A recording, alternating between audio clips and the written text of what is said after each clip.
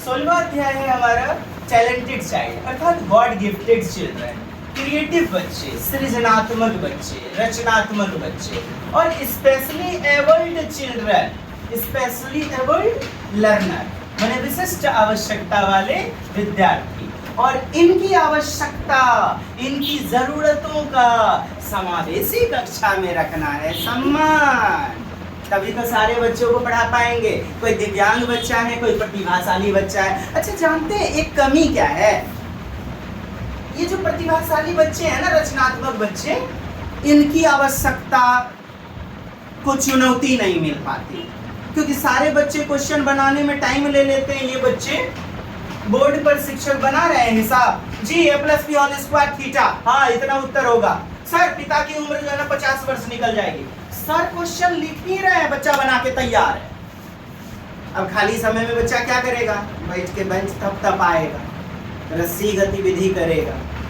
तो इन्हें चुनौती नहीं मिल पाती प्रतिभाशाली बच्चों को। तो आइए मित्रों, आज का अध्याय हम लोग पढ़ना शुरुआत करते हैं। रचनात्मक विद्यार्थी, विशिष्ट आवश्यकता वाले विद्यार्थी, शिक्षार्थी को समझना एक समावेशी कक्षा में, क्योंकि सब तो एक ही साथ बैठेंगे इंक्लूसिव क्लासरूम में। प्रतिभाशाली विद्यार्थी के लक्षण क्या क्या होते हैं, इसके भी प्रश्न में एक प्रश्न आपका सुमार रहता है। प्रतिभाशाली शिक्षार्थी वे होते हैं जो सामान्य से अधिक बौद्धिकता, ठीक, संज्ञानात्मकता, शैक्षणिक, रचनात्मक या कलात्मक क्षमताएं रखते हैं। क्या? औसत से, एवरेज से अधिक। मुख्य विशेषता उच्च बौद्धिक क्षमता, हायर इंटेलेक्चुअल एबिलिटी। जी हाँ, नई जानकारी को न तेजी से सीख लेता है, तेजी से एब्जॉर्ब कर लेता है, धारण कर लेता है। रचनात्मक, ज्ञान का रचना, क्रिएशन ऑफ नॉलेज। समस्याओं के समाधान में नवीन और अद्वितीय दृष्टिकोण, मतलब नया नया, ऐसा नहीं कि किताब में ही जो दिया गया है अभिसारी चिंतन। बच्चे में क्या? अपसारी चिंतन, आलोचनात्मक चिंतन पाया जाता है। सर इस प्रकार से बनाए, बच्चा अलग तरीके से बनाकर बैठ जाता है, उस क्वेश्चन को अलग तरीके से चिंतन करता है।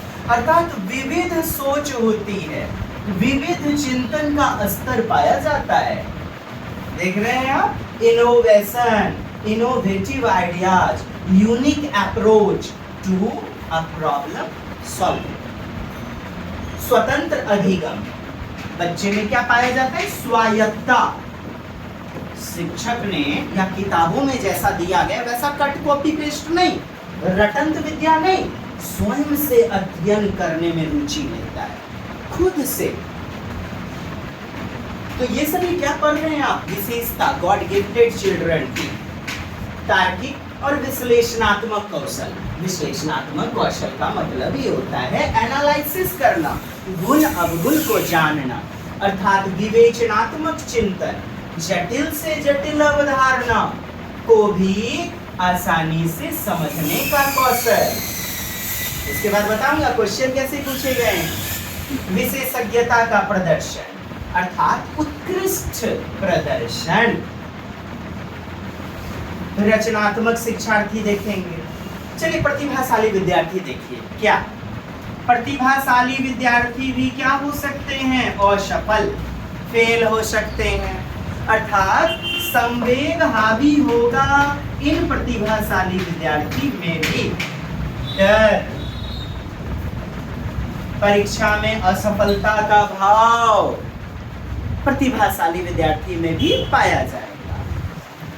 एनालिसिस करने का गुण पाया जाएगा, विश्लेषण, क्रिएटिव, कॉन्सेप्ट को क्रिएट करने का, और कमिटमेंट यानी वचनबद्धता, कमिटमेंट, उच्च वचनबद्धता पाई जाएगी। खतरा यानी कि जोखिम लेने का भाव पाया जाएगा, खतरा मोल लेने की प्रवृत्ति। खतरा मोल लेना समझ रहे हैं? क्वेश्चन नहीं बनेगा, मिटाएगा, गलती करेगा उसे, फिर उसे बनाएगा अलग ही तरीके से। आपने देखा तो होगा 3 इडियट्स मूवी। आमिर खान क्या करते थे? प्रतिभाशाली विद्यार्थी ही तो थे। हाँ, रणछोड़दास चाचड़ याद आ गया? तो दैट वाज अ क्या थे? ही वाज अ जी, god gifted child, Aamir Khan साहब। ऐसा चम्मच में एकदम जो है ना डाल दिया मूत्र विसर्जन करके, बेचारे को एकदम जो है ना टुंगी टुंगी टुंग टुंग टुंगी बजा दिया। हाँ, तो ये सब क्या है? रचनात्मक विचार। चलिए आगे देखिएगा, क्रिएटिव चिल्ड्रन, क्रिएटिव लर्नर। रचनात्मक शिक्षार्थी वे होते हैं जो नवीन विचारों को उत्पन्न करने, इमेजिनेशन, कल्पनाशीलता और कलात्मक रूप से अपनी क्षमताओं को व्यक्त करने में सक्षम होते हैं, न्यू आइडियाज जनरेट करते हैं, एबिलिटीज आर्टिस्टिकली, कलात्मक रूप से। मुख्य विशेषता कल्पनाशीलता, मौलिक विचार। आपको लग रहा होगा एक ही तो बात है जी, मौलिक विचार का क्या मतलब होता है? ओरिजिनल आइडियाज, किसी दूसरे का लिया गया नहीं, किसी का कट कॉपी पेस्ट रट लिया गया, किताबों से लिया गया। तो मौलिक मतलब होता है स्वतंत्र, फ्री आइडियाज, ओरिजिनल आइडियाज। और बच्चे में मौलिक चिंतन होना बहुत जरूरी है। यदि बच्चा आपका कल्पनाशील, रचनात्मक, प्रतिभाशाली विद्यार्थी बनाना चाहते हैं तो अद्वितीय समझ रहे हैं, यूनिक, इनक्रेडिबल, अतुलनीय और साधारण, नवीनता पाई जाती है, नए नए विचार।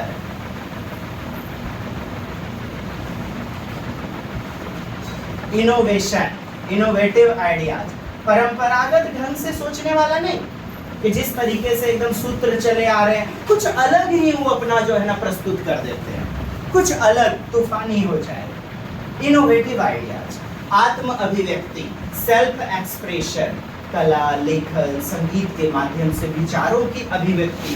किसकी? स्व अभिव्यक्ति, यानी कि स्वतंत्र विचारशीलता, स्व प्रतिबिंबन, ज्ञान का अभिनवीकरण करना, ज्ञान को उत्पन्न करना। लचीलापन पाया जाता है, फ्लेक्सिबिलिटी, समस्याओं को विभिन्न विभिन्न दृष्टिकोण से हल करने की क्षमता पाई जाती है, विविध दृष्टिकोण, जोखिम लेने की प्रवृत्ति पाई जाती है, रिस्क टेकिंग, खतरा मोल लेने की प्रवृत्ति, यही तो है। नए प्रयोग करने, असफलता का सामना करने के लिए वो तैयार रहते हैं, असफलता मतलब खतरा मोल लेने की प्रवृत्ति।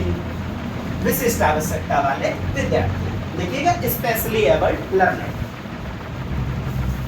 विशिष्ट आवश्यकता वाले विद्यार्थी वे होते हैं जिनकी शारीरिक, मानसिक या संवेगात्मक रूप से, मतलब इमोशनल एबिलिटी वो डिफरेंट, सामान्य से ना अलग पाई जाती है। क्या पाई जाती है? डिफर करती है फ्रॉम द नॉर्म, नॉर्मल से डिफरेंट होता है उनका physical, mental, emotional abilities. That is called विशिष्ट आवश्यकता वाले विद्यार्थी, शिक्षार्थी। देखिएगा, शारीरिक सीमाएं जैसे दृष्टिहीनता, बाधिरता, हियरिंग इम्पेयर्ड, डेफनेस, गतिशीलता, गति करने में, चलने में, उठने में, दौड़ने भागने में प्रॉब्लम होती है।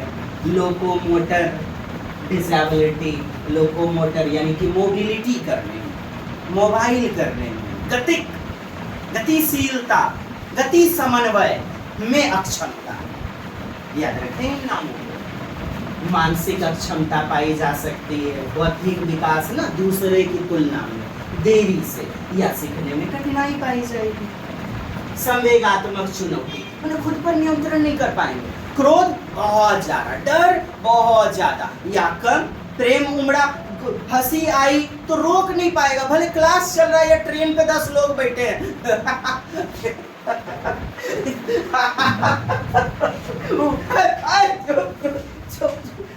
एकदम आत्मनियंत्रण नहीं रह पाता है, difficulty in self regulation, self monitoring, अपने बिहेवियर पर कंट्रोल नहीं रह पाता है। और आप जानते हैं संवेग, क्रोध, प्रेम, डर, भय, प्रसन्नता इत्यादि। मैकडूगल तो 14 प्रकार की मूल प्रवृत्ति के बारे में बात करते हैं। 14 मूल प्रवृत्ति, इंस्टिंक्टनेस। तो इमोशनल चैलेंजेस का भी सामना करना पड़ता है। संचार, कम्युनिकेशन को क्या कहते हैं? संप्रेषण। अभी भी आप लोग भूलना बंद कीजिए, मैंने कई वीडियो में बताया संचार, और हिंदी जब आएगा ना क्वेश्चन, वर्ड मिलेगा आपको, संप्रेषण, संचारात्मक अर्थात कम्युनिकेशन। भाषाई या उच्चारण संबंधी कठिनाई पाई जाती है। चलिए, ये आपने देखा। अब देखिए क्या विशेषताएं किनकी? गॉड गिफ्टेड चिल्ड्रन और क्रिएटिव चिल्ड्रन, प्रतिभाशाली बच्चे और रचनात्मक बच्चे, इनकी विशेषताएं। तेजी से सीखने की क्षमता किसमें? गिफ्टेड चाइल्ड में, टैलेंटेड चाइल्ड में, प्रतिभाशाली। आत्मसात कर लेता है, मतलब धारण कर लेता है, एडॉप्ट कर लेता है, एसिमिलेट कर लेता है आसानी से। गहरी समझ, डीप अंडरस्टैंडिंग होती है किसकी? प्रतिभाशाली बच्चे की। कहता है अभ्यस्त जिज्ञासा, जिज्ञासा कूट कूट के, मम्मा ये क्या है? मम्मा मम्मा ये कैसे होगा? मम्मा मम्मा एक डॉग, वो किताब है, छोटा बच्चा जो है ना उसमें मंकी बना हुआ है, मंकी के ऊपर रोटी ऐसे रख देता है आपका छोटा बच्चा। तो मतलब मम्मा मंकी नहीं खाओ, मम्मा मम्मा मंकी क्यों नहीं खाओ, मम्मा मंकी क्यों नहीं खाता है? ये सब क्या है? बच्चे में जिज्ञासा है। एक न्यूटन ने कहा, क्या न्यूटन को ही दिखा हमारे बापू परदादा छड़दादा लुड़दादा कहाँ गए थे जी? सेब ऊपर जा रहा था तैयार की, नीचे ये गिर रहा था। देखो न्यूटने को काहे दिखा? उनमें कूट कूट के थी क्या? जिज्ञासा, अर्थात बना गया जी क्यूरियोसिटी।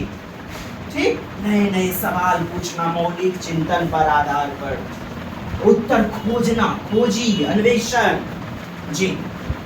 असाधारण याददाश्त, गजब का एकदम। नंबर बहुत सारे देखे हुए वो तो मतलब याद ही नहीं, याद खाली रख लेता है। नंबर एक बार देख लिया ना, याद रख लिया। गजब की। अच्छा, मूवी आपने जीनियस देखी होगी? नहीं। असाधारण याददाश्त, मेमोरी बेहतरीन, सूचना को लंबे समय तक याद रख पाता है, लंबे समय तक, लॉन्ग लास्टिंग पीरियड तक बनाए रखता है मस्तिष्क में। विशिष्ट रुचि, विज्ञान, गणित, कला इत्यादि में रुचि रहती है। अच्छा, अब देखिएगा ये आपका रचनात्मक मतलब क्रिएटिव चाइल्ड, क्रिएट करना, एकदम दोनों में समानताएं पाई जाएंगी। लेकिन देखिए तो अत्यधिक कल्पना शक्ति पाई जाएगी, मतलब रचनात्मकता, ज्ञान की रचना, इमेजिनेशन। काश मैं मोदी जी बन जाता, पीएम बन जाता। हाई इमेजिनेशन पावर, विचारों में नवीनता और मौलिकता पाई जाती है। सृजनात्मक समस्या समाधान, सृजनात्मक क्रिएटिव वाला, मतलब अलग समाधान प्रस्तुत करता है, परंपरागत तरीके से कहीं हटकर, अलग, परंपरागत ट्रेडिशनल नहीं, कन्वेंशनल मेथड नहीं, धर्रा पद्धति से जो शुरू से चला रहा है वो नहीं। विचारों का विविधता अर्थात डाइवर्जेंट थिंकिंग, खुले अंत वाले चिंतन, अपसारी चिंतन, मुक्त सिरे वाले, ओपन एंडेड, डाइवर्जेंट थिंकिंग, विविध विविध तरीके से, विभिन्न तरीके का दृष्टिकोण। भावनात्मक तीव्रता, इमोशनल इंटेंसिटी, भावनाओं को कला या लेखन के माध्यम से व्यक्त करना। अब जैसे रोने का मन है या किसी को देख लिया सामने में, बैठ करके चित्रकारी कर दिया, हूबहू वैसा ही बना दिया।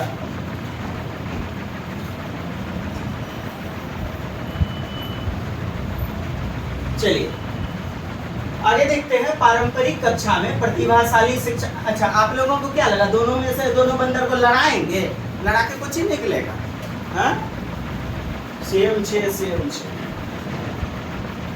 पारंपरिक कक्षा में प्रतिभाशाली शिक्षार्थी द्वारा सामना किए जाने वाली चुनौतियां। जी, मैं कह रहा था ना, एकदम कुछ नहीं छूटने देंगे। कुछ छूट जाए तो कमेंट करना मेरे बुजुर्ग, कुछ छोड़ेंगे नहीं, और पूरा आपका बेहतरीन सिलेबस आप हमारे चैनल पर प्राप्त कर पाएंगे। बोरियत और एक रूपता, बोर्डम और मोनोटोनस होता है ना, तो मोनोटोनमी अर्थात साधारण पाठ्यक्रम से प्रेरणा की कमी। अब पारंपरिक कक्षा में अर्थात हमारी जो एक ही साथ सब्जी को मिला करके मिक्स वेजिटेबल, दिव्यांग बच्चा भी बैठा हुआ है, श्रवण बाधित, दृश्य बाधित, दिव्यांग बच्चा पैरों से, कोई सामान्य बुद्धि का बच्चा, कोई मंद बुद्धि और कोई प्रतिभाशाली बच्चा, सब एक के कक्षा में बैठा है, प्रतिभा पारंपरिक कक्षा में, ट्रेडिशनल क्लासरूम में। तो क्या क्या कमी, क्या क्या चुनौती का सामना करता है बच्चा, आखिर क्या क्या चैलेंजेज हैं फेस किए जाते हैं, इसके बारे में पढ़ रहे हैं। तो उन सामान्य बच्चों के साथ बैठकर वो बालक बोर हो जाता है जी, कुछ नया ज्यादा कुछ नहीं सीख पाता है, एक रूपता, सामाजिक अलगाव, वो तो जान ही रहा है, चुपचाप बैठा रहता है, क्या है उसका तो क्वेश्चन बढ़ गया। तो सामाजिक अलगाव, सोशल आइसोलेशन, सामान्य छात्रों से भिन्न होने के कारण दोस्त बनाने में उसे कठिनाई होती है। क्या बात है जी, ज्यादा मित्र नहीं बन पाएंगे, एटीट्यूड भी तो रहता है। और देखा होगा आपने, प्रतिभाशाली विद्यार्थी से जल्दी कोई सटता नहीं। दोस्त भी देखे होंगे आपने, एकदम जो आपसे बच्चों में खास तौर पे जो आपसे कम जानता हो, आप उसी को अपना दोस्त बनाते हैं। बच्चों में अभी बुद्धि खुलने के बाद आप अपनों से अमीर, अपनों से ज्ञानी आदमी से दोस्ती करते हैं, दोस्ती करना पसंद करते हैं, लेकिन बच्चों में यही होता था, आपसे आप जिसको कहें वो आपके आगे पीछे करे, ऐसा दोस्त बनाना आप पसंद करते थे। सामाजिक अलगाव, समाज से अलग थलग, क्यों? ज्यादा उसको बेहतरीन पढ़ाई नहीं मिल पा रही है, अधिगम में संतुलन का अभाव हो जाता है, इनबैलेंसिंग पाया जाता है, कक्षा में सामान्य गति के कारण अधिगम में रुचि का अभाव, कक्षा में सामान्य गति, और सब बच्चे क्या है सामान्य गति से पढ़ते हैं, उस बच्चे को तो चाहिए चुनौतीपूर्ण कार्य, जोखिम लेने वाला कार्य, प्रतिभाशाली बच्चे को तो सामान्य गति के कारण उसमें रुचि का धीरे धीरे कमी होने लग जाता है। वो तो फास्ट पढ़ने वाला बच्चा है ना, गॉड गिफ्टेड चाइल्ड।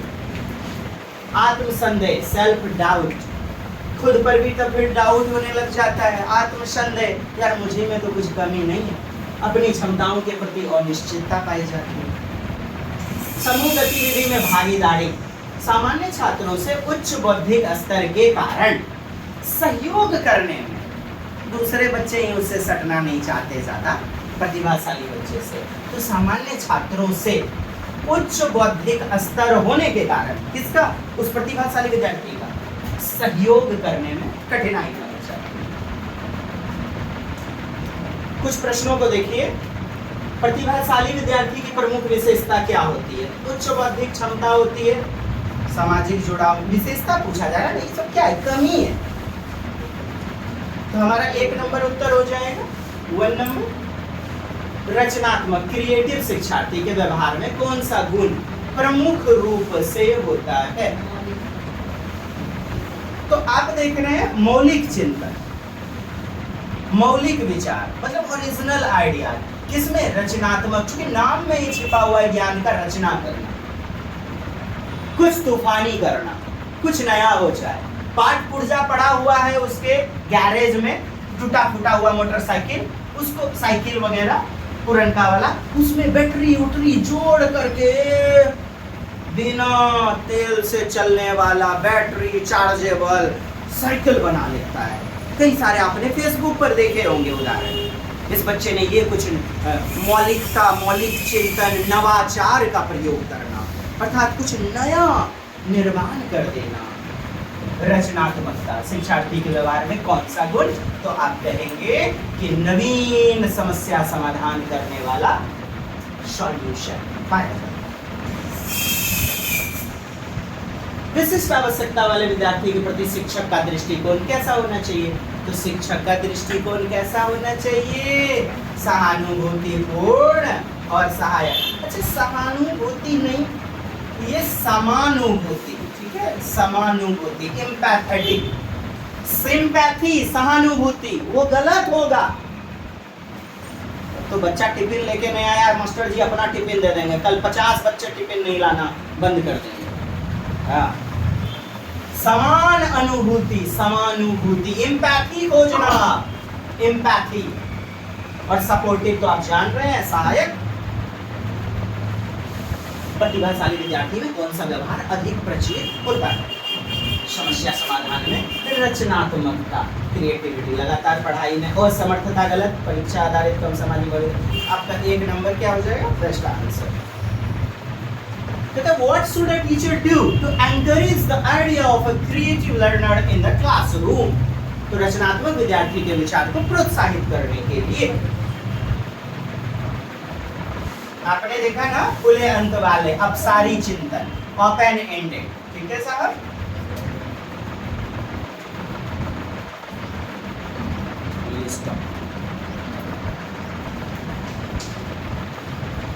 बच्चे कैसे सोचते और सीखते हैं?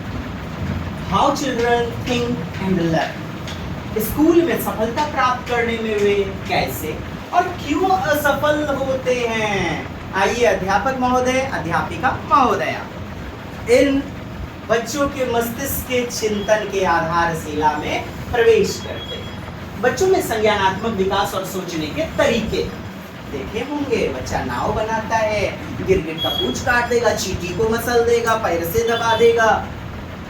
मोटरसाइकिल आ रहा है, रास्ते में ऐसे जो है ना पत्थर रख देगा, और नहीं तो लकड़ी तो रखते हैं, आपने भी देखा होगा कि पलट जाएगी, चल जाएगी। देखें रेलवे की पटरियों पर पत्थर रखते हुए, सिक्का रखते, हालांकि गलत बात नहीं, रखना नहीं चाहिए, गंदी बात। हाँ, सिक्का रखते हुए आपने देखा होगा। ये सब क्या है? रचनात्मक विचार, बच्चों के सोचने के विभिन्न तरीके। और हाँ, प्याजे ने भी कहा ना कि बच्चों का चिंतन जो होता है वो मात्रात्मक रूप में समान होता है, मात्रात्मक समान होता है। हमारा क्या रील्स, मीम्स ना वो बनले है कि क्वांटिटिव जो होता है ना वयस्कों से समान होता है और गुणात्मक रूप में विविध होता है। क्वालिटेटिव, गुणात्मक, क्वालिटेटिव क्या होता है? विविध, अलग अलग। वयस्कों से सोचने का जो तरीका होता है ना वो अलग होता है, लेकिन बच्चों और वयस्कों में चिंतन, जितना बड़े सोचते हैं बच्चे भी उतना सोच सकते हैं। अमाउंट क्या होता है? इक्वल, लेकिन काइंड वेरियस टाइप्स होता है, डिफरेंट होता है। चलिए, संज्ञानात्मक विकास की परिभाषा। पपड़िया का विकास। संज्ञानात्मक विकास का तात्पर्य बच्चों की सोचने, समझने, याद रखने, समस्या सुलझाने और डिसीजन मेकिंग की एबिलिटी के क्रमिक विकास करने से है। इसी को तो आप कहते हैं संज्ञानात्मक विकास। हालांकि आपने पढ़ा हुआ है संज्ञानात्मक विकास, विकास और वृद्धि वाले प्रथम चैप्टर में। संज्ञानात्मक विकास के प्रमुख सिद्धांत। प्याजे महोदय का सिद्धांत आप जानते हैं, 4 चरण उनके, 0 से 2, 2 से 7, 7 से 11, 11 से 15। संवेदी गामक अवस्था, इंग्लिश में पढ़ते हैं sensory motor stage, pre operational stage, concrete operational stage और अंत में फॉर्मल ऑपरेशनल स्टेज। ठीक है डियर? बच्चों की सोच ठोस यानी मूर्त, कॉन्क्रीट, टू एब्स्ट्रैक्ट, अमूर्त की ओर बढ़ती है। और लेव वाइगोत्स्की का भी सामाजिक सांस्कृतिक सिद्धांत आपने देखा, यानी बच्चों का संज्ञान का तरीका, संज्ञानात्मक विकास यानी सामाजिक अंतरक्रिया पर डिपेंड करता है।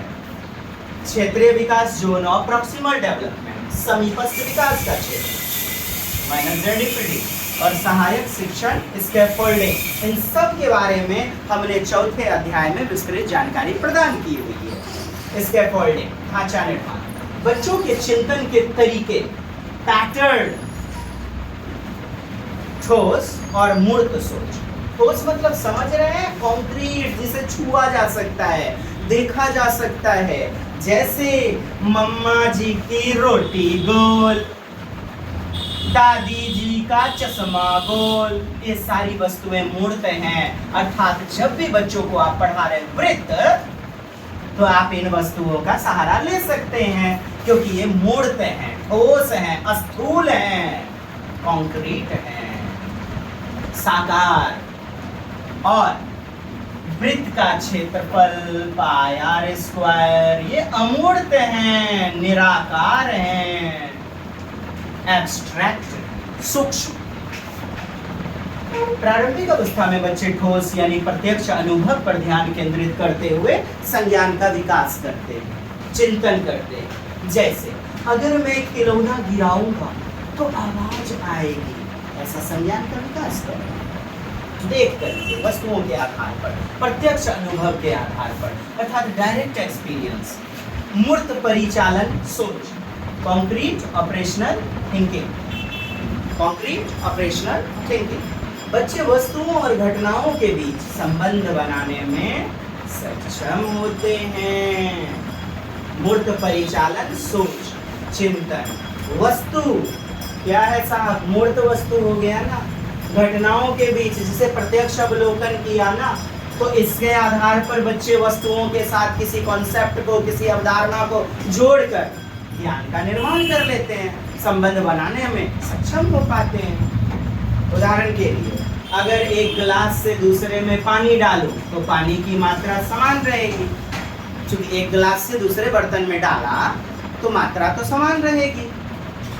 आभासी सोच, एब्स्ट्रैक्ट थिंकिंग। आभासी सोच को ही क्या कहते हैं? अमूर्त चिंतन, एब्स्ट्रैक्ट थिंकिंग।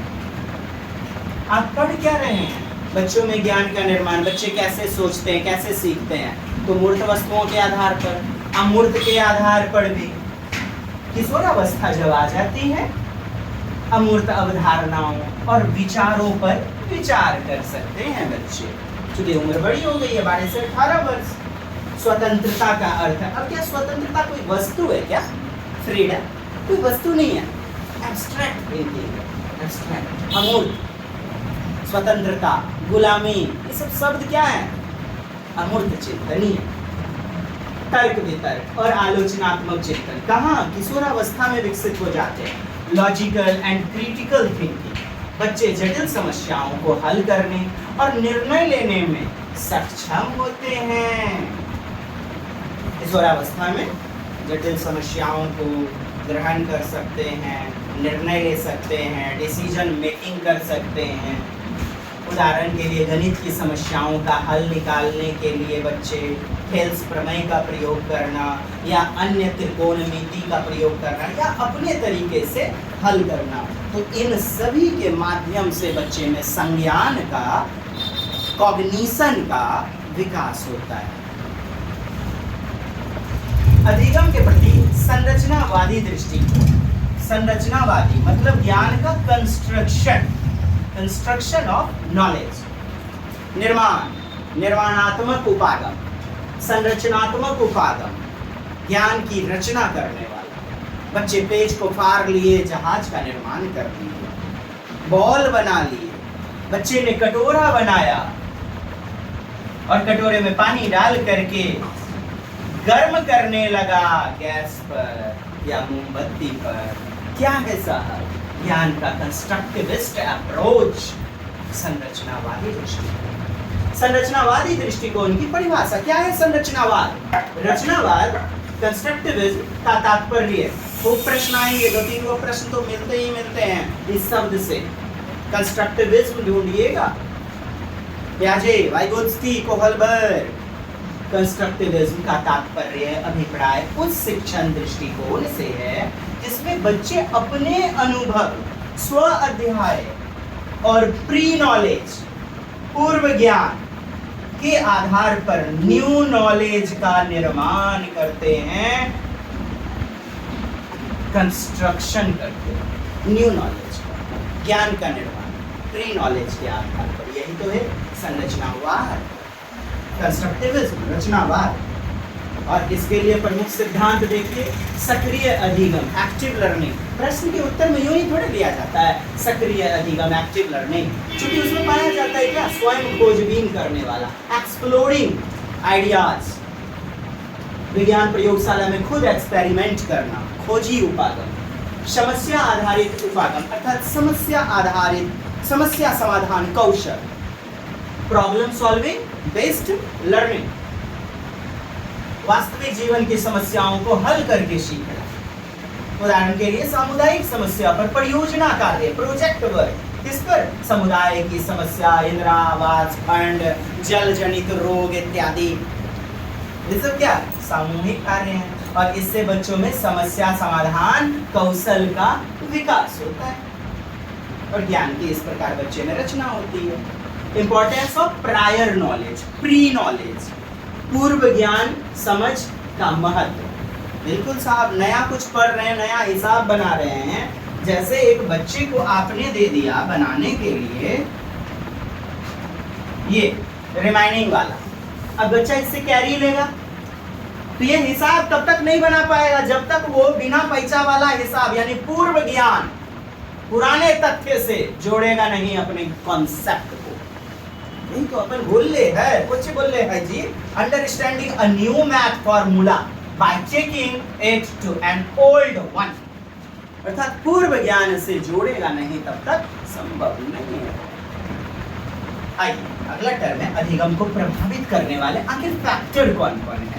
एकदम साहब फैक्टर बहुत है, एकदम संज्ञानात्मक कारक, ध्यान और स्मरण शक्ति में कमी है, खाइला बादाम और पिस्ता, मस्तिष्क शक्ति कमजोर है, lack of attention and memory. ये क्या पढ़ रहे हैं आप लोग? कभी सोचते हैं आप अपने बच्चों को अपने समाज में आप बेहतरीन शिक्षा दे पाएंगे? ये जिंदगी में जब तक जिंदा रहिएगा ना, ये चीज लेकर के जाइए, भले कोई एग्जाम हो या ना हो, समझ पाइएगा ये जीवन क्या है, ये शरीर क्या है, क्या किशोरावस्था होती है। लेकिन आपको सीखने के लिए नहीं पढ़ना है, आपको पता नहीं नंबरों के लिए भी पढ़ना है कि नहीं, क्योंकि जो आदमी सीखा नहीं वो नंबर भी नहीं प्राप्त कर सकता।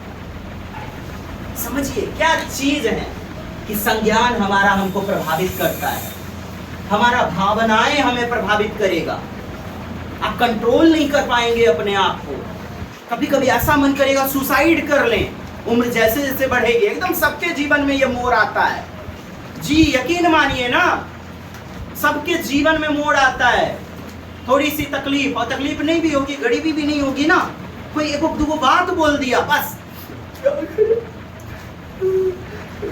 जीवन ऐसा नहीं जिएंगे, बस आवेग संवेग हावी हुआ, इमोशन हावी हुआ, कूद गए छत पर से या चापाकल में धोस दे दिया, बकोट बकोट के अंजुली में, हाँ अंजुली में पानी बचत करता है ना आप, इसीलिए नौक डुबा के मर गए अपने खकासों में थूक में।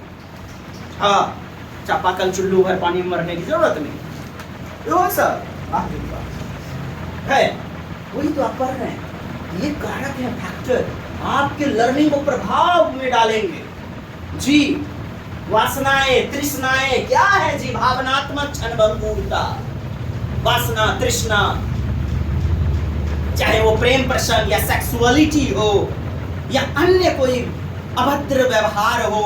ये रेपिस्ट लोग क्या करते हैं जी? इसी इमोशनल का तो शिकार होते हैं, इमोशंस को नियंत्रित नहीं कर पाते। एग्जाम में देने जाने वाली कैसे एकदम जो है ना चक्कर खा के गिर गए, डर का नियंत्रण नहीं कर पाना, मतलब भावनात्मक नियंत्रण का अभाव होना।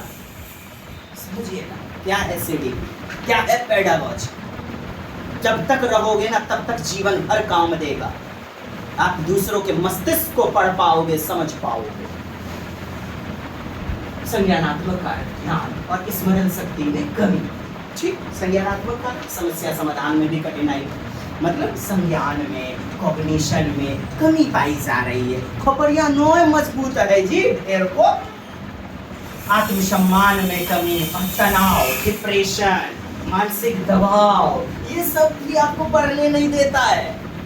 चाहे परीक्षा में पास होने का डर लगा हुआ हो या समाज का ताना, ये दबाव हो, ये फैमिली इशू या मेंटल प्रेशर जी, ये सब भी आपको लर्निंग नहीं करने देगा या थोड़ा कम कर देगा लर्निंग। सामाजिक कारक, साथियों का दबाव, सामाजिक अस्वीकृति, चाहे नंदी हो, चाची हो, फुप्पी हो, काकी हो, भौजैया हो, माने पीयर प्रेशर। अरे दोस्त थोड़ा 3 नंबर आया, अरे क्या दिखाएंगे, तुमको नहीं बताएंगे, उसको भेजेंगे सीटेट का नंबर ना, क्या सोचेगा, मेरी नाक कट जाएगी, 1-2 नंबर बढ़ाइए को बोलेंगे। Peer pressure and social rejection, समाज के गोतिया के द्वारा रिजेक्शन कर देना, ऐसी भी अस्वीकृति, इस डर से भी पढ़ते जाते हैं, ये सब भी कारक फैक्टर है। समूह गतिविधि में भागीदारी की कमी। आप जब कमजोर हो जाते हैं ना, पढ़ने में ज्यादा मजबूत नहीं है, तो आप ग्रुप में जाना जो है ना, जहाँ पढ़ाई लिखाई का गप होता है अधिगम का, आप जाना पसंद नहीं करते एकदम। यकीन मानिए, देखिए अपने आप को चेक कीजिए, मैं तो चेक करता हूँ, मैं नहीं जाता था खुद। हमारे जैसे बहुत का कौन था 9वीं क्लास में। समूह गतिविधि में भागीदारी की कमी, lack of participation in group activity. पर्यावरणीय कारक, अब देखिए भोजन, पानी, हवा, जिस समाज में हम रहते हैं, एनवायरमेंटल कारक वो भी प्रभावित करेगा। तो समझ, एनवायरमेंटल कारक क्या है? पर्यावरणीय कारक। जिस समाज में हम रहते हैं, भोजन, पानी, हवा, वायु, जो कॉपी किताब पढ़ते हैं, ये सब क्या है? सामाजिक घटक, पर्यावरणीय घटक। और आपने देखा संज्ञानात्मक घटक, माता पिता से जो मिला अनुवांशिकता जेनेटिक्स, और पर्यावरण। आप जानते हैं ना, याद आ गया होगा आपको दूसरा chapter, development equal to heredity, आनुवंशिकता, और आपका एनवायरनमेंट, अर्थात आनुवंशिकता और वातावरण दोनों का मिला जुला प्रक्रिया होता है। जी, यदि आप देखें कक्षा का वातावरण, वो पुस्तकें, वो सामग्री, उसकी क्वालिटी कैसी है भाई, ये भी एक कारक है, फैक्टर, कारक, कारण करने वाला। जी, कारक को समझिए ना। आर्थिक समस्या, ये भी आपकी पर्यावरणीय कारक है। पर्यावरण का मतलब क्या? सामाजिक कारक। संसाधन की कमी है, कोई अमीर है काफी ज्यादा, एकदम तरह तरह की TLM मटेरियल है, लैपटॉप है, बड़का LCD है, उसमें क से कबूतर पढ़ाया जा रहा है, बच्चा जल्दी सीख लेगा गपा। अगर इनका बच्चा इंटरेस्ट नहीं है तो संसाधन नहीं मिल पाएगा, जिसमें गरीबी रहना चाहिए, जिसमें रुचि यदि नहीं है तो। आइए अगला टर्म देखते हैं, बच्चों में शैक्षिक असफलता का क्या कारण है भाई? What is the reason for फेल्योरनेस?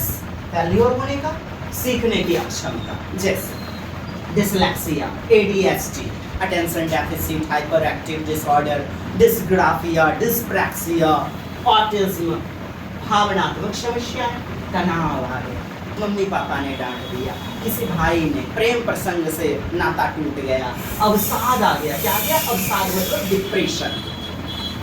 गौर फरमाइए, असंगत शिक्षण पद्धति, शिक्षण पद्धति जो टीचिंग मेथड है ना, वो कंसिस्टेंट नहीं है, वो रुचि परक नहीं है, वो उबाऊ है, मोनोटोनस टीचिंग स्टाइल, पारंपरिक उबाऊ शिक्षण शैली। आप यहाँ पे ना कुछ शब्दों को रोक के वीडियो लिखिए।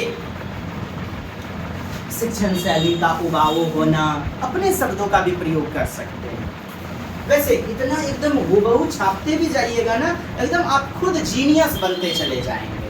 क्योंकि समझाने का काम तो मैं कर रहा हूँ, और फिर से वीडियो को देख लेंगे बैक करके, जैसे ही आप नहीं समझेंगे। मेरी आवाज़ तेज गति से है तो आप जो है ना वो प्लेबैक कुछ कहते हैं, फास्टनेस को स्लो कर लीजिए 0.75 पे, 0.50 पे, और जिनको स्लो लगे तो तेज कर लीजिए 1.5, 2 पे तो नहीं देखिएगा, खैर देख लीजिए।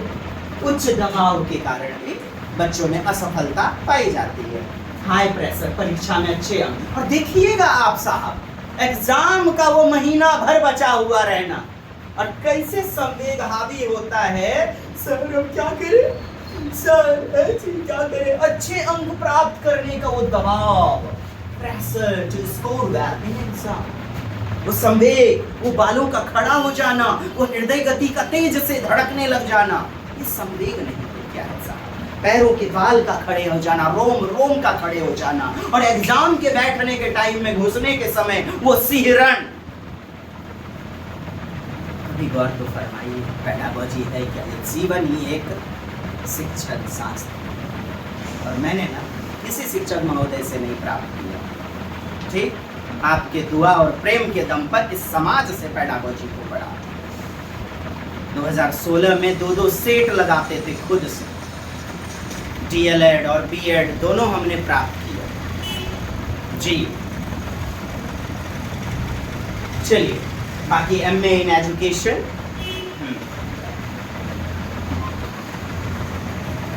और बाकी हिस्ट्री भी है अपना, इंग्लिश भी है। उच्च दबाव, ठीक है। अब देखिए जैसे कि प्रश्न है आपका, बच्चों में संज्ञानात्मक विकास का मुख्य उद्देश्य क्या है? संज्ञानात्मक विकास, जैसे ही ये शब्द आएगा आज के बाद आप तहलका मचाओगे। अक्सर होता क्या है, प्योर हिंदी बस आपके दिमाग में नाचना चाहिए। संज्ञानात्मक विकास में सोचना, समझना, चिंतन करना, तर्क करना, समस्या समाधान करना। ओ ओ ओ ओ चल आगे भाग, गबहिन भाग भाग भाग, एक नंबर उत्तर भाई। पियाजे के अनुसार बच्चों में हो पियाजे का नाचना चाहिए चारों चरण, संवेदी गामक अवस्था, पूर्व संक्रियात्मक, मूर्त संक्रियात्मक, औपचारिक यानी अमूर्त संक्रियात्मक। अब इतना सा नहीं, जब जान रहे खाई आने वाला है उसके लिए एकदम पुल लेके जाइए श्री राम जी का, चारों चरण याद कीजिए। आना है तो आना है, nobody will rocking for you. आएंगे तो आएंगे, हम ना कहता नहीं रवाना ना बुझबा एग्जाम के जखनी छपी एडमिट कार्डवा फार्म जखन भराई, अरे भराई तो जरूर है ना बा। आए अगस्त में ना तो सितंबर में हो भी करी एग्जाम का, तिल माथा फोड़ी करता हो जी। 1-2 महीना, 3 महीना, 4 महीना दीजिए तो अपने आप को पूरा सिलेबस कंप्लीट कीजिए, फिर सिस्टमैटिक रोज एकदम एक सेट लगाइए। ऐसे ही महारतता नहीं मिलती है। आपको लगता है फार्म भराएगा और 1 से 1.5 महीने के अंदर तुरंत एग्जाम लिया जाएगा, याद रखिएगा। इसीलिए औपताइए नहीं, औपताइए मैंने बुझते हैं, हड़बड़ाइए नहीं, फास्टिंग न कीजिए, फास्टिंग कीजिए पढ़ाई वाला। पियाजे के अनुसार बच्चों में संज्ञानात्मक विकास का मुख्य आधार क्या है? क्या है भाई? अधिगम के माध्यम से ज्ञान का निर्माण, केवल रटना नहीं, सामाजिक संपर्क। अच्छा सामाजिक संपर्क तो वाइगोत्स्की, तो बस आ जाइए, अधिगम के माध्यम से ज्ञान का निर्माण। ना पढ़िए जी, कंस्ट्रक्टिविस्ट ज्ञान का निर्माण, कंस्ट्रक्शन ऑफ नॉलेज। इसलिए कि क्वेश्चन यहाँ डाल दें, आपको लग रहा होगा ना केवल दे दिए हैं बाबा, आप इतना सा ध्यान रखिए ना खाली। कंस्ट्रक्टिंग, कंस्ट्रक्टिविस्ट इसी से बना, कंस्ट्रक्शन ऑफ नॉलेज, ज्ञान का निर्माण करना। एक बटरफ्लाई के पूंछ में रस्सी बांध देना, अब बेटा ये उड़ पाता है कि नहीं उड़ पाता है, और उड़ा, अच्छा वजन पड़ने से कोई चीज का प्रेशर कम हो जाता है। तो वो बटरफ्लाई में, तितली में, ये सिकिया में रस्सी बांध देना, क्या है अधिगम के माध्यम से ज्ञान का निर्माण, यही तो है निर्माणात्मक रचनात्मक। वाइगोत्स्की के अनुसार संज्ञान का विकास कैसे होता है भाई? कैसे होता है? सामाजिक अंतःक्रिया, समाज एक उपकरण है, संस्कृति एक उपकरण है, इसी के माध्यम से तो बच्चे में विकास होता है। कॉग्निटिव लोड थ्योरी आ गया, कॉग्निटिव लोड थ्योरी के अनुसार बच्चे कैसे बेहतर सीख सकते हैं? कुछ नहीं है, देखिए संज्ञानात्मक अधिभार को कम करके पठन पाठन जिधर से देखिए उधर से बच्चों पे आज एक प्रेशर बनते जा रहा है, एक प्रेशर का माहौल, एक दबाव, एक तनाव का माहौल चल पड़ा है, कॉग्निटिव लोड थ्योरी। और इसे कम करके अधिगम के भार को, संज्ञानात्मक कुशलता को बढ़ाना, यही कहलाता है cognitive load theory, reducing cognitive overload. ठीक है डियर, 1 नंबर या। अगला लास्ट क्वेश्चन देख लेते हैं, ये 5 नंबर आपका, संरचनावादी दृष्टिकोण का मुख्य उद्देश्य क्या है?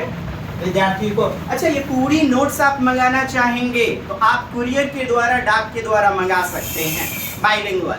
आपकी फी 499 रुपीज जी, कम तो नहीं होता है, डाक कुरियर का भी खर्च होता है, और आपको बेहतरीन संपूर्ण एग्जाम टू द पॉइंट के व्यू से मिलेगा, ये गारंटी अपन लेंगे।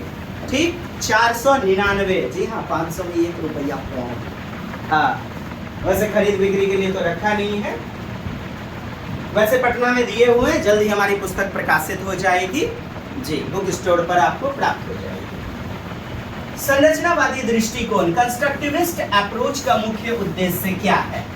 क्या है मुख्य उद्देश्य? विद्यार्थियों को स्व मतलब खुद से, ये शब्द ही जहाँ लग गया ना dear, enabling learners to construct knowledge independently.